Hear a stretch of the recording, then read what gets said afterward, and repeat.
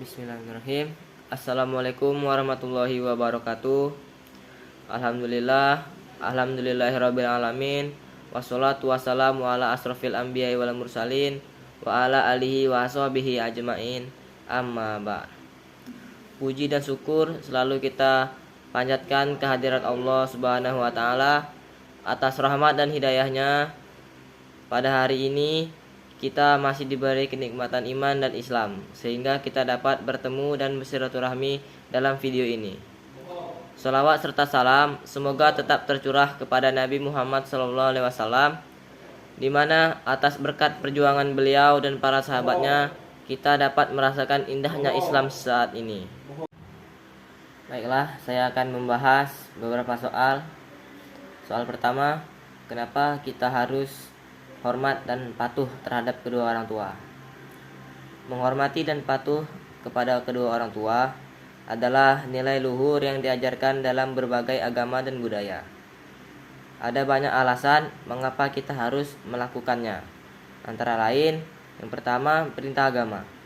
Hampir semua agama mengajarkan pentingnya berbakti kepada orang tua.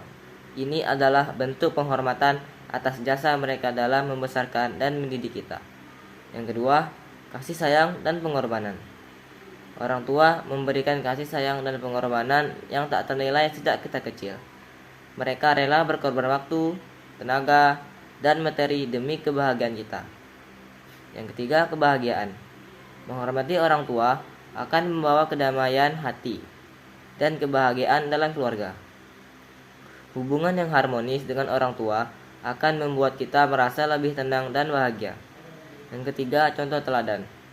Dengan menghormati orang tua, kita menjadi contoh yang baik bagi generasi selanjutnya. Anak-anak kita akan belajar tentang pentingnya menghormati orang tua dari kita. Yang ketiga, kebaikan yang akan kembali. Kebaikan yang kita lakukan kepada orang tua akan kembali kepada kita. Allah Subhanahu wa taala berfirman dalam Al-Qur'an yang artinya, "Dan Tuhanmu telah memerintahkan agar kamu jangan menyembah selain Dia, dan hendaklah kamu berbuat baik kepada ibu bapakmu dengan sebaik-baiknya." Jika salah seorang di antara keduanya sampai berusia lanjut dalam hidupmu, maka sekali-kali janganlah kamu mengatakan kepada keduanya "ah", dan janganlah kamu membentak keduanya, dan ucapkanlah kepada keduanya perkataan yang mulia. Quran Surah Al-Isra ayat 23. Lalu, manfaat menghormati orang tua. Manfaat yang pertama, dilancarkan rezeki. Lalu diperpanjang umur. Lalu didoakan orang tua. Lalu hati menjadi tenang. Lalu saya akan membahas soal kedua, yaitu mengapa adab lebih tinggi dari ilmu. Ungkapan ini merupakan pepatah yang mengandung makna mendalam. Ini bukan berarti ilmu tidak penting, melainkan menekankan bahwa ilmu tanpa diimbangi dengan adab yang baik tidak akan memberikan manfaat yang optimal. Alasan utama, pemanfaatan ilmu. Ilmu yang dimiliki seseorang dapat digunakan untuk tujuan yang baik atau buruk. Adablah yang menjadi penentu bagaimana ilmu tersebut dimanfaatkan.